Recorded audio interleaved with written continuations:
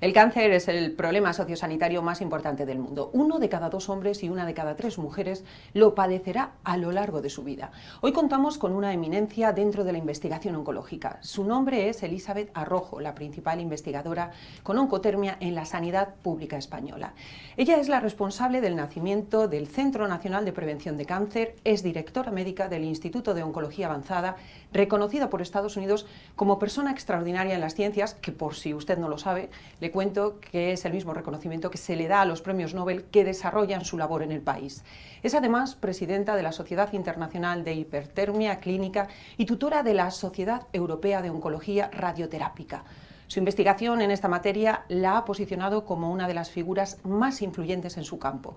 Fruto de este excelente trabajo, ha recibido numerosos premios. Vamos a hablar con ella de los avances que hay ya y del futuro que nos espera para la prevención y cura del cáncer. Un auténtico lujo. Bienvenida, doctora Arrojo. Un placer, María. Muchísimas gracias por invitarme a estar aquí. En el año 2014, con tus investigaciones hiciste un descubrimiento que lo que suponía era que el tratamiento para curar el cáncer de mama se aceleraba muchísimo con una única sesión, condensabas lo que eran 10 sesiones de radioterapia. ¿Qué supuso esto en cuanto a avance para la cura del cáncer? Pues supuso algo muy importante para mí. Eso lo hice a los 9 meses de ser especialista ya en oncología. Era una idea que yo me traía de Estados Unidos y al final yo soy asturiana y las pacientes en este caso, sufren mucho los efectos de tener que ir de manera diaria durante 7 semanas a tratarse con radioterapia al hospital después de 6 meses de tratamiento con quimioterapia o una cirugía. Es algo que resulta muy duro, ¿no? Entonces pudimos hacer un tratamiento que consiste en aplicar lo que se llama braquiterapia, es un tipo de radiación que se pone con unas agujas dentro del tumor.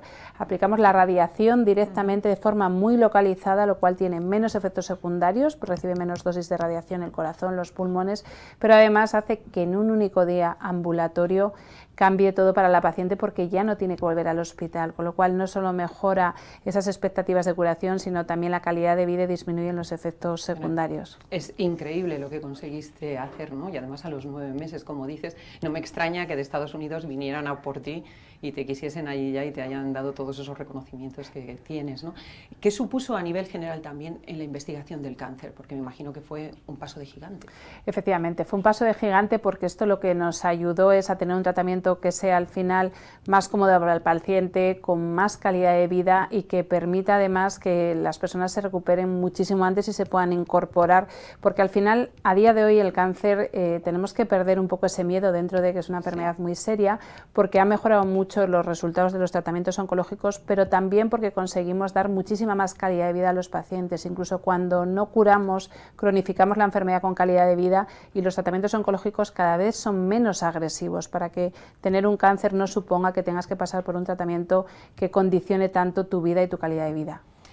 Estas investigaciones hicieron de hecho que tu madre padeciese cáncer, creo que la desahuciaron, ¿no? Y tú viniste para España, dejaste Estados Unidos y la persona que estaba desahuciada, tu madre digo, consiguió curarse en un año, ¿no? Aunque luego ha estado años de tratamiento. Sí, efectivamente. Yo después de esta técnica pionera a nivel mundial en cáncer de mama me ofrecen irme a Estados Unidos, me voy con la idea de irme para siempre como coordinadora de investigación en un hospital.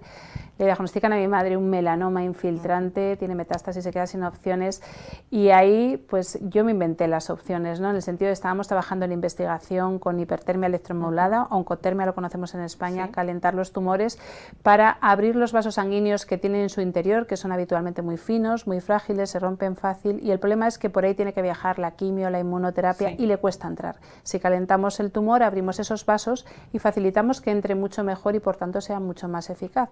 Y además calentamos de forma selectiva, usamos unas ondas de radiofrecuencia que solo calientan el tumor, al tejido sano no le hace nada, no tiene efectos secundarios. En el caso de mi madre se había quedado sin opciones porque la inmunoterapia le provocó muchísimos efectos secundarios y no se podía poner más tratamiento y lo que hicimos fue radiarle todas las metástasis con dosis más bajas de lo normal de radiación, pero combinado con esto de la hipertermia. Calentar el tumor para abrir los vasos hace que llegue más oxígeno y el oxígeno aumenta la eficacia de la radioterapia y efectivamente 5 años después está viva, libre de enfermedad y con una calidad de vida excepcional. De nuevo diste otro paso de gigante. O sea, sobre el paso que habías dado volviste a dar otro. Efectivamente. Que luego encima pudiste aplicar sobre ti misma. Efectivamente. Cuando mi madre se hace el primer escáner después de que aplicamos este tratamiento, yo intenté traerlo rápido a la sanidad pública, era muy lento. Fundé IMOA, el Instituto Médico de Oncología Avanzada en Madrid, de carácter privado, ¿no? Para poder traer esta técnica, tratarla, y a los 3 meses, cuando hacemos el primer escáner y vemos que todo está bien, a mí me diagnostican el mismo cáncer que a ella. Esto para mí fue algo pues muy sorprendente. Tengo muy claro a día de hoy que uno de los grandes predisponentes, porque nos hicimos un test genético y no era hereditario, fue el estrés que yo viví durante ese tiempo, ¿no? Y al final pues tuve que aplicar en mí misma todo aquello que habíamos hecho con mi madre para afortunadamente estar bien a día de hoy. Hablas del estrés. ¿En qué medida el estrés y los hábitos de vida pueden provocar un cáncer o no evitar que suceda, ¿no? Esto es algo súper importante que me encanta poder transmitirlo y que lo escuchen muchas personas, porque la gente piensa que el cáncer es hereditario en la gran mayoría de los casos y solo es hereditario en un 10% de los casos. El 90% restante se debe a factores ambientales, no solo la contaminación, sino que el 40% de esos casos de cáncer se deben a nuestros hábitos de vida, o sea, está en nuestras manos cambiarlo. El estrés es uno de los grandes predisponentes, es el menos cuantificado porque no se han hecho tantos estudios. De Creo hecho, que tú estás trabajando en ello ahora, ¿no? Efectivamente. Ahora tenemos un estudio, un proyecto para iniciar un estudio para evaluar qué impacto tiene el estrés no solo en el cáncer sino en la enfermedad, porque sabemos que el 80% de las consultas de urgencias vienen desencadenadas por enfermedades derivadas del estrés o la ansiedad, y al final vivimos en una sociedad cada vez más estresada que está generando descargas de cortisol. Ese estrés es súper importante y el cortisol suprime el sistema inmune, y el sistema inmune es el que nos defiende de las infecciones, de las enfermedades y entre ellos el cáncer, porque todos los días se dividen células mal en el organismo, pero el sistema inmune las ve y las elimina. Cuando estamos intoxicados de cortisol, ese cortisol está suprimiendo el sistema inmune y las células malignas aprovechan para multiplicarse. Con lo cual es súper importante conocer esto, porque la mala alimentación es responsable del 40% de los casos de cáncer. Solo repetir que está muriendo más gente por cáncer relacionado con mala alimentación que por el tabaco. Y no es porque comer mal sea peor que fumar, sino porque hay mucha más gente comiendo mal que fumando. Y esto es muy importante tenerlo presente, porque siempre pensamos que somos muy jóvenes, que no va a pasar nada, que ya nos preocuparemos, pero el momento de preocuparse es desde la infancia, porque tenemos un país donde la tasa de obesidad infantil aumenta de forma exponencial, la diabetes, y estamos generando unos muy malos hábitos de vida en nuestros niños que darán cáncer en los adultos jóvenes. Nos estará escuchando mucha gente y dirá, pero ¿qué cosas tengo que evitar a toda costa? ¿Cuáles son los principales causantes dentro de la alimentación de un cáncer, ¿no? O sea, ¿cuándo tengo muchas papeletas si consumo qué? Súper importante, porque además tenemos que tener mucho cuidado con la información, redes sociales, internet, que hay mucha desinformación, ¿no? Tenemos que limitar el consumo, por ejemplo, de alimentos procesados, todo lo que es embutidos, los ahumados, los salazones, pues lo típico, las salchichas, el bacon, todos esos embutidos que están pues tan deliciosos, ¿no? En España, que tanto se consumen, pero al final... Jamón york, por ejemplo. Jamón york, los fiambres son carne procesada, y esto es súper importante saberlo. Porque hay mucha gente que desayuna jamón york o lo toma como merienda y piensa que está comiendo muy sano. Eso es, se lo damos a los niños como algo súper sano, y no es sano. La Organización Mundial de la Salud tiene en su propia página web que hay una evidencia tipo 1 de que el consumo de carne procesada, jamón york entre otros, aumenta el riesgo de cáncer de colon en un 20%. Claro, las personas me dicen, no, pero yo no como de manera diaria carne procesada. Y muchas veces sí, porque es muy fácil comer esa carne procesada, esa carne que viene en conserva, esos alimentos que al final no tienen un proceso como natural, ¿no? Como comíamos hace años, que era todo mucho más directo, ¿no? Al final de pues, la agricultura a lo que estamos consumiendo ahora. O sea, uno puede comer un adobo que ha hecho en casa, en cambio evitar todo este tipo de cosas, ¿no? Claro, esto hay que, y no quiere decir que nunca podamos tomarlo, pero lo que no podemos hacer es que nuestra dieta de manera diaria incluya estos alimentos. Tenemos que conservar esa dieta mediterránea, rica en frutas y verduras, rica en proteínas sanas, sobre todo pescado azul, que tiene un poder antioxidante súper importante, aceite de oliva virgen extra, que España es la cuna del aceite de oliva, nueces, frutos secos, aguacate. Voy a aprovechar para hacerte algunas preguntas que puede que se estén haciendo, ¿no? Por ejemplo, el aceite de coco, que dices, mucho cuidado con lo que se dice en redes sociales, ahora se recomienda mucho, sí. Bueno, malo. El aceite de coco realmente es algo que no aporta nada bueno a nuestro cuerpo. Al final, el aceite realmente sano es el aceite de oliva virgen extra, y esto tiene unas propiedades antiinflamatorias y anticancerígenas, y esto está científicamente demostrado. Es como el mito que hay de los hidratos de carbono. Ahora existe una tendencia a decir que los hidratos hidratos de carbono son súper perjudiciales, que no debemos tomarlos, y no es así. De hecho, un ejemplo muy claro es en los deportistas, consumen una grandísima cantidad de hidratos de carbono y no tienen cáncer. Son en una necesarios incidencia también muy para alta. nuestro cerebro. Efectivamente. ¿Qué ocurre? Que ahí se mezcla lo que son los azúcares. Los azúcares añadidos, que siempre se dice, el azúcar alimenta el cáncer, ¿no? No es directamente así. Lo que ocurre con el azúcar es que genera picos de glucosa y la glucosa estimula la insulina, y la insulina es una hormona que puede estimular el crecimiento de las células malignas, pero no solo el azúcar estimula esa glucosa. Tenemos que hacer una combinación de alimentos que compense esos hidratos de carbono de absorción rápida que llevan azúcares o fructosa, como la fruta, por ejemplo, con verduras, con proteínas, para que esa dieta sea equilibrada y se compensen unos alimentos con los otros y no se generen picos de glucosa. Hay algo que repito mucho y me gustaría hacer este inciso, que es el zumo de naranja, ¿no? Que toda la vida nos han dicho nuestras abuelas, tómatelo y tómatelo rápido, que es súper sano, se oxidan las vitaminas.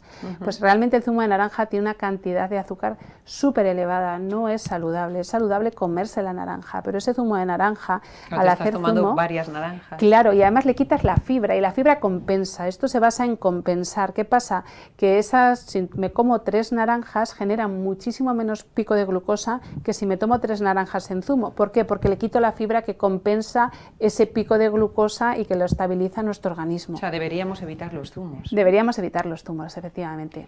Y estabas hablando del aceite de oliva, pero hay gente que es muy dada a freír, aunque sea con aceite de oliva. ¿Es peligroso? El freír no es algo recomendable. ¿Por qué? Porque a temperaturas altas al final se generan compuestos químicos en el aceite que son procancerígenos. Lo ideal es tomar los alimentos a la plancha, al horno. Sobre todo si freímos, tiene que ser que no alcance una temperatura súper alta, que friamos a fuego lento y no con muchísima cantidad de aceite, porque esto sí que puede ser muy perjudicial.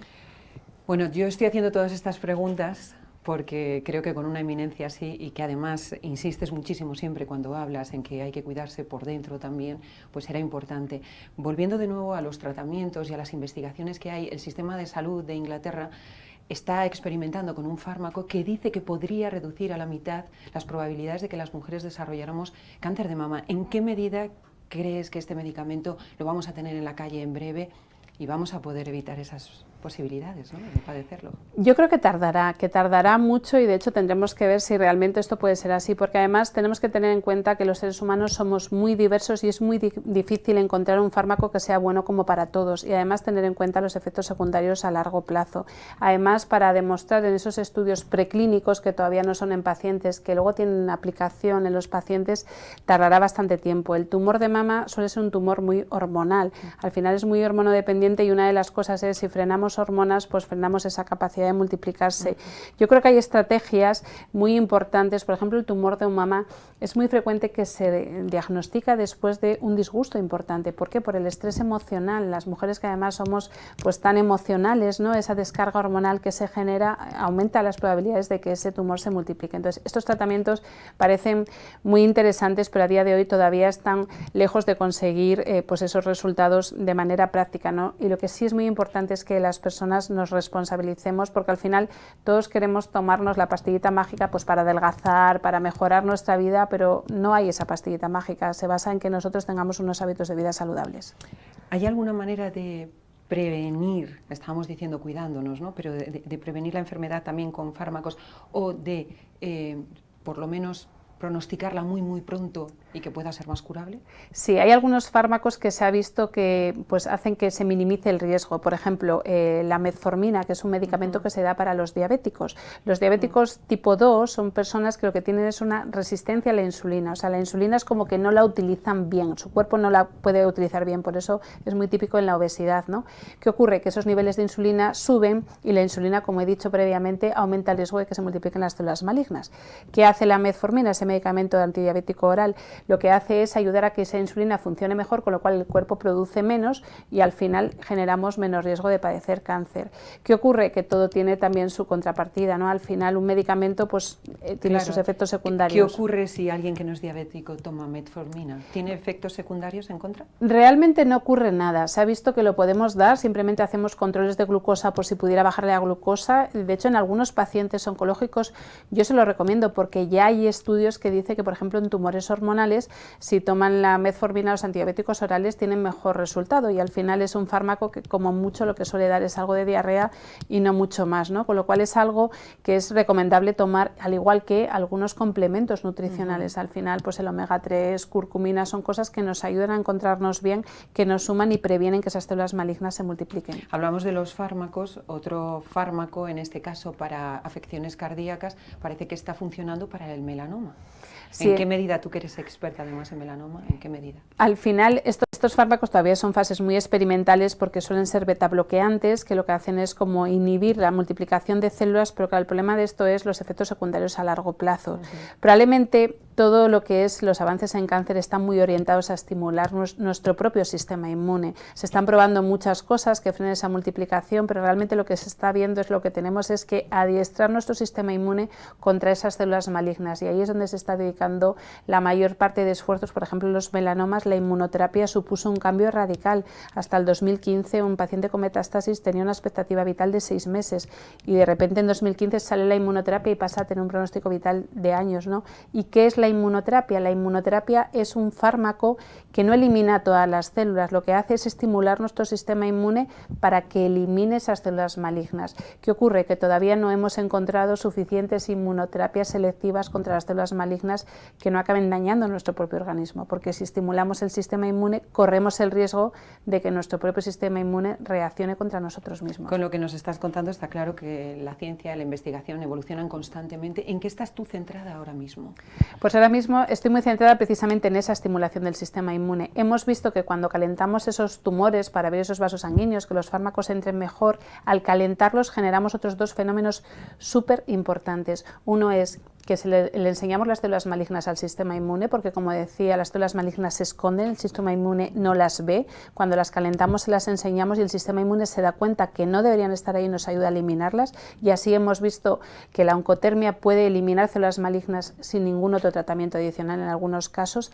Y además una cosa súper importante es que al abrir los vasos llega más oxígeno dentro del tumor, y el oxígeno es como tóxico para las células malignas, les cuesta multiplicarse dentro de ese ambiente rico en oxígeno, y además el sistema inmune necesita oxígeno para que esas células maduren, las células inmunitarias, y nos ayude a eliminar todo esto, con lo cual ahora estamos muy focalizados en ayudar a estimular ese sistema inmune calentando las células para que, tratando una zona del paciente donde haya tumor, no solo consigamos una respuesta local, sino que se lleguen incluso a reducir o eliminar las metástasis a distancia. ¿Ves posible que llegue el día en el que la edición genética pueda corregir un cáncer, curarlo en un momento? La edición genética nos va a ayudar mucho, y es más, hay una parte súper importante a conocer, que es la epigenética, que es la capacidad que los seres humanos, nosotros mismos, sin ningún fármaco, tenemos de modificar nuestro genoma. Esto parece muy sorprendente, pero todos nacemos con un genoma y son los genes que tenemos heredados, pero podemos cambiar la función, podemos apagar y encender genes con nuestros hábitos de vida, y esto es muy trascendental, porque no solo la alimentación, el ejercicio físico, esa vida sana, rica en antioxidantes, sino que la gestión del estrés puede ayudar a que encendamos genes buenos y que además cambiemos el material genético que van a heredar nuestros hijos. O sea que con el estrés deterioramos directamente. Efectivamente, esto se ha visto que se producen cambios en las funciones de esos genes, como decía antes, se encienden o se apagan con ese estrés. ¿Por qué? Por el cortisol. El cortisol al final bloquea muchas funciones muy positivas de nuestro organismo.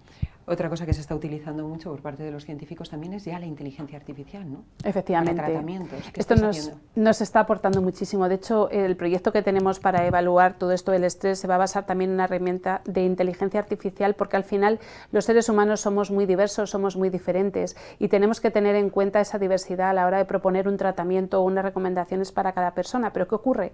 Que los médicos, con tanta información, a veces nos cuesta hasta interpretarla, porque tenemos que unir demasiadas cosas. La inteligencia artificial está suponiendo y va a suponer un avance enorme a la hora de dar un tratamiento personalizado y más eficaz para los pacientes. ¿Cuándo tenemos que alarmarnos? Que sintamos algo que digamos, en mi cuerpo puede que se esté incubando un cáncer, ¿no? En realidad, sí, hay síntomas que son bastante relevantes. Un sangrado, por ejemplo, un sangrado vía vaginal, rectal, incluso un sangrado al toser. Es muy importante consultar. ¿Por qué? Porque los tumores sangran con frecuencia. ¿Por un único sangrado deberíamos ir al Deberíamos consultar, sí. Si es un sangrado que no es algo habitual, por ejemplo, la gente puede tener hemorroides y tener un sangrado rectal que es habitual, sangre roja, ya lo ha consultado, pero un sangrado habitualmente no es algo normal que tengamos que padecer.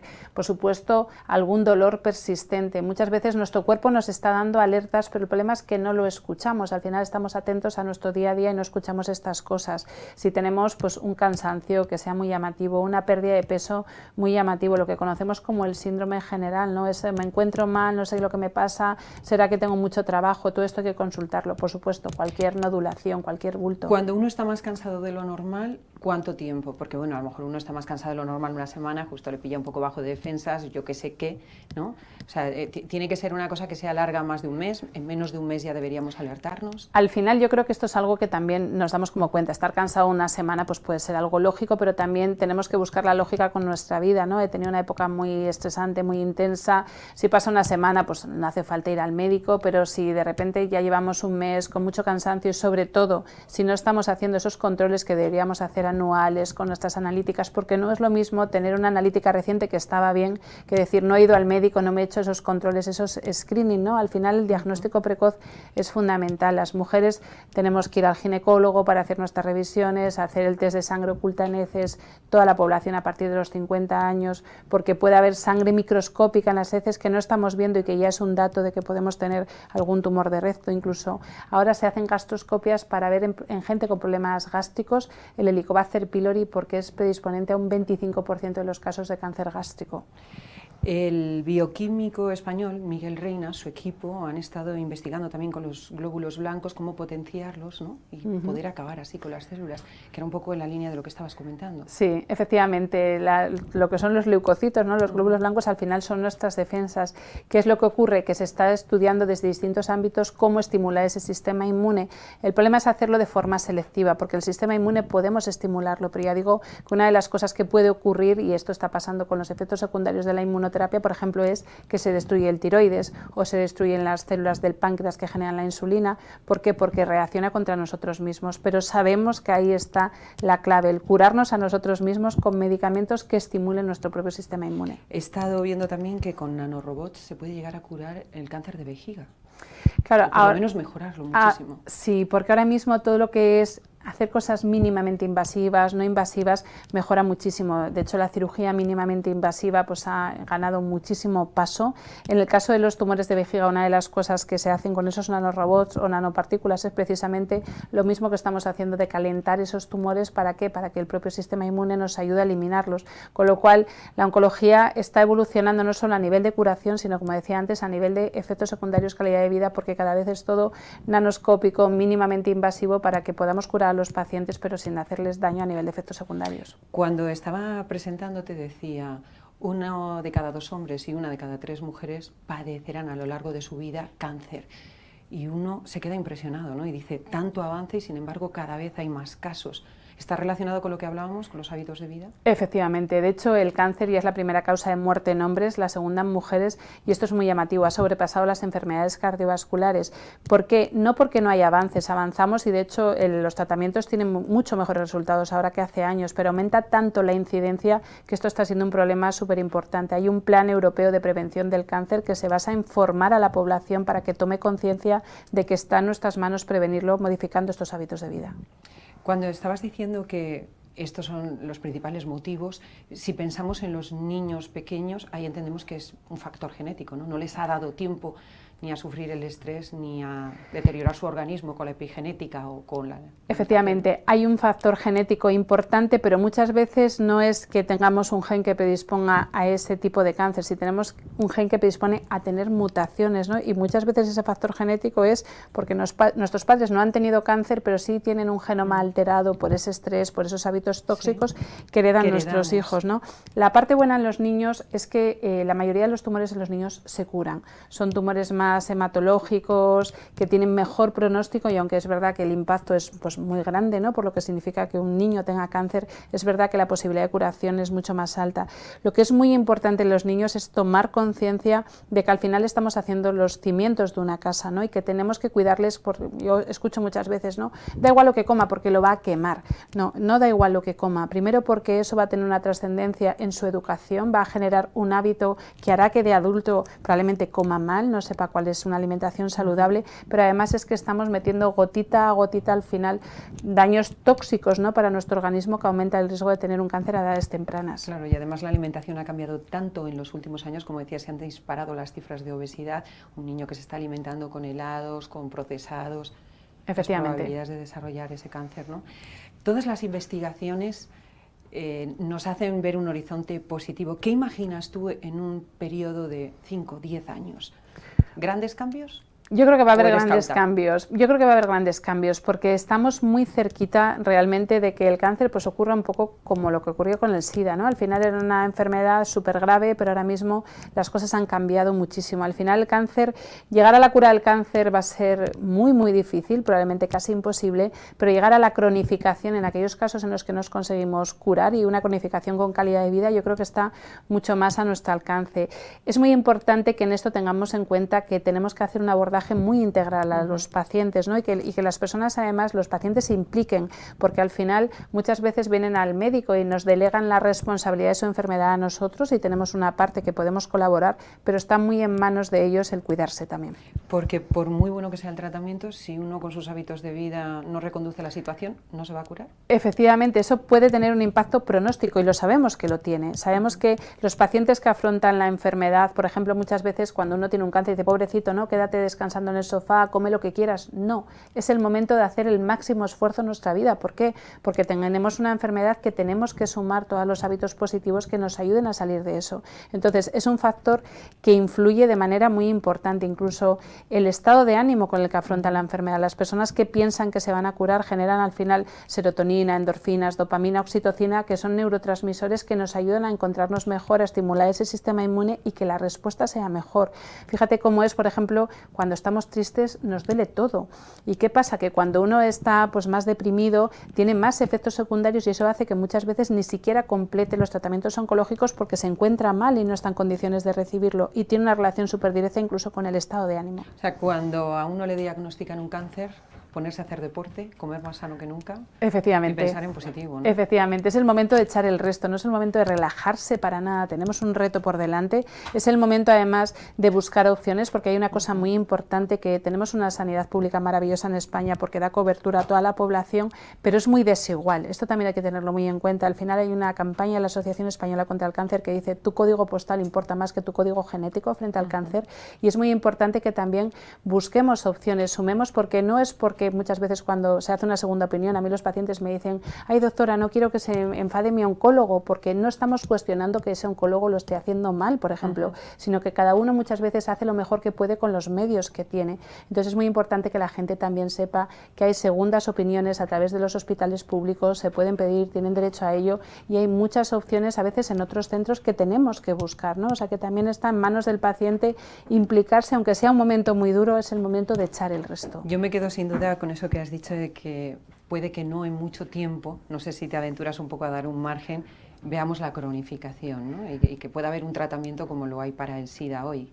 Sí, fíjate, yo creo que de aquí a 10 años eso va a pasar, porque es que ya está pasando cada vez más del 60% de los casos se curan y los que no se curan tenemos pacientes con metástasis de un tumor de páncreas, por ejemplo, que llevan con nosotros vivos 5 años con calidad de vida. El páncreas que antes era que lo diagnosticaban claro, y moría a la nada. Esto ha cambiado de una manera súper radical, entonces al final se trata de cronificar la enfermedad y además yo siempre le digo a los pacientes lo mismo, cuando me preguntan, doctora, ¿esto es curativo? Les digo, ahora mismo no.